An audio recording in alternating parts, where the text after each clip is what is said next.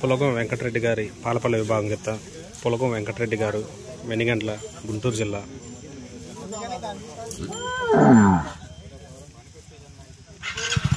మొదటిసారి కోర్టులో అడుగు పెడుతున్నటువంటి గిత్త.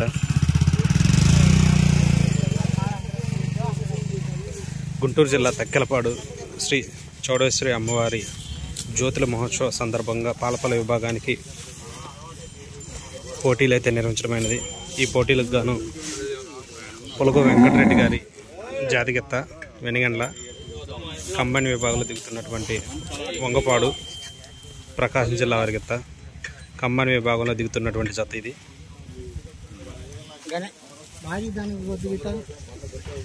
కాడ తీసిద్ది కాడ మీద కళ్ళే కొద్ది కాడ నాట మీద